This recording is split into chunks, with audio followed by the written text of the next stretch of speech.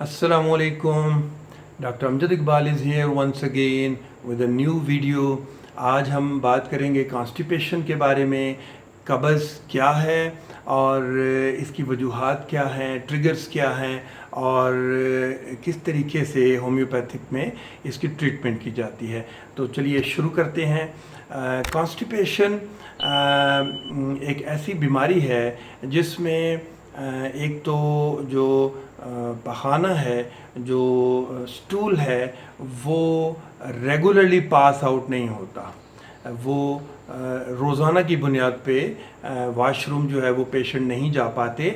और सेकेंडली अगर वो जाते भी हैं तो डिससेटिस्फाइड रहते हैं, पूरी तरह से वो जो है वो स्टूल पास आउट नहीं कर सकते। तो जो इसकी काजेज़ हैं या ट्रिगर्स हैं, अगर हम इनको डिस्कस करें तो उनमें सबसे पहले जो है वो फाइबर फूड का इस्तेमाल ना होना या कम इस्तेमाल करना, जिसके अंदर फ्रूट्स आ जाती हैं, सब्जियां आ जाती हैं और सीरियल्स आ जाती हैं, दालें वगैरह और दलिए वगैरह।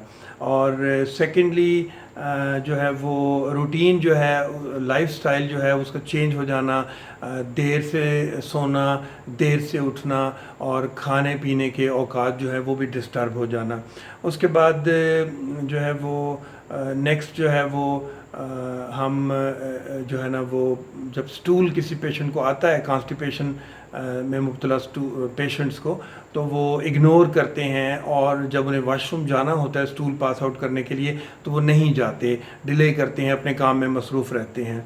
और इसी तरह इमोबिलिटी है, मूवमेंट कम से कम है, एक्सरसाइज जो है वो कम से कम है। और नेक्स्ट जो है कम से कम जो है वो पानी पीना, लिक्विड्स का इस्तेमाल कम से कम करना।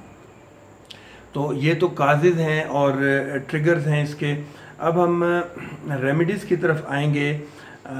सबसे पहले होम्योपैथिक में जो मेडिसन बहुत इम्पॉर्टेंट है कॉन्स्टिपेशन के हवाले से, कब्ज़ के हवाले से, वो है ब्राइनिया। ये मेडिसन जो है, इस मेडिसिन की अलामात, जो सबसे बड़ी अलामत है वो ये है कि पेशेंट को हार्ड स्टूल आते हैं और बहुत बड़े साइज़ के स्टूल आते हैं and there is a difficulty to pass the stool. तो बहुत पेन भी होता है सम टाइम स्टूल पास करते हुए।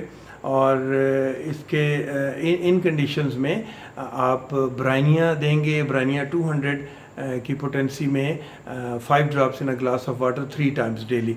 हमारी नेक्स्ट मेडिसिन है कैल्केरिया कार्बोनिका।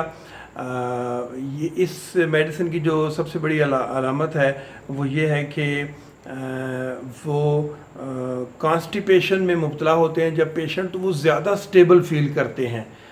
जब वो स्टूल पास आउट कर देते हैं तो वो डिस्कम्फर्ट फील करते हैं। ये इसकी सबसे बड़ी अलामत है। और लार्ज स्टूल्स पास आउट करते हैं ये भी, और हार्ड फॉर्म में होते हैं, स्टिकी होते हैं। स्टार्ट में हार्ड स्टूल पास आउट करते हैं, उसके बाद स्टिकी स्टूल पास आउट करते हैं और फिर उसके बाद तकरीबन लिक्विड फॉर्म में होते हैं, जैसे लूज़ मोशन होते हैं, उस तरीके के 3 किस्म के स्टूल पास आउट करते हैं ये। और ये जो है वो ठंड महसूस करते हैं पेशेंट और काफ़ी सुस्ती महसूस करते हैं। तो बहुत ही जो है ना वो उन्हें एंग्जाइटी होती है, परेशानी होती है और सुस्ती महसूस करते हैं। और हमारी जो नेक्स्ट मेडिसिन है कैल्केरिया कार्बोनिका के बाद कास्टिकम है। कास्टिकम जो है ये हेल्पफुल होती है जिनमें मुश्किल से स्टूल पास आउट होता है और बहुत ज़्यादा पेन होता है और उनका जो चेहरा है वो स्टूल पास आउट करने के दौरान जो एफ़र्ट उन्हें करनी पड़ती है उससे रेड हो जाता है और सम टाइम उन्हें स्टूल पास आउट नहीं होता, उन्हें खड़ा होना पड़ता है। और जब वो खड़े होते हैं तो मोबिलिटी थोड़ी सी बेहतर होती है और फिर वो स्टूल पास आउट होता है। हमारी जो नेक्स्ट मेडिसिन है वो ग्रेफाइटस है। ग्रेफाइटस जो है, this remedy relieves constipation without urges. इसके अंदर कुछ ज़्यादा ज़ोर नहीं लगाना पड़ता पेशेंट को।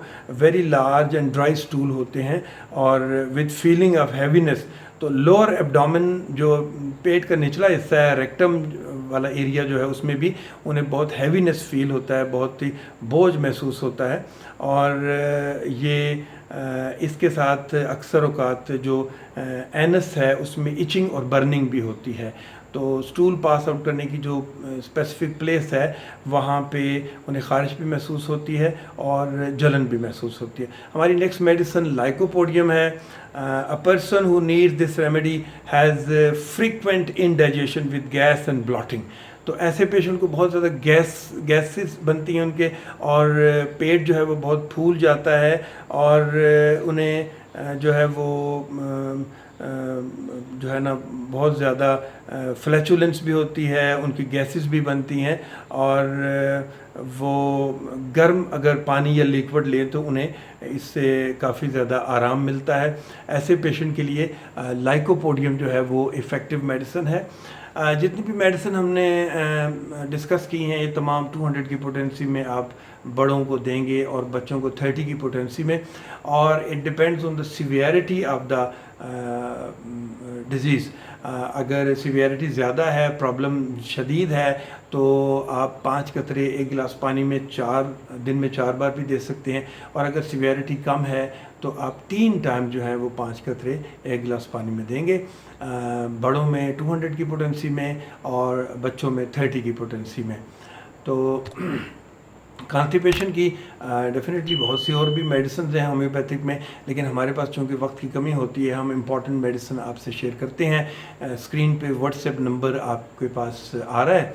अगर आपको आपके अलामात इनके भी अलावा हैं तो आप रब्ता कर सकते हैं व्हाट्सएप पे। और इसी के साथ मैं इस दुआ के साथ इख्तिताम करूँगा कि अल्लाह पाक तमाम मरीज़ों को शिफा अता फ़रमाए। तो अगली वीडियो तक के लिए इजाज़त चाहूँगा। अल्लाह हाफ़िज़।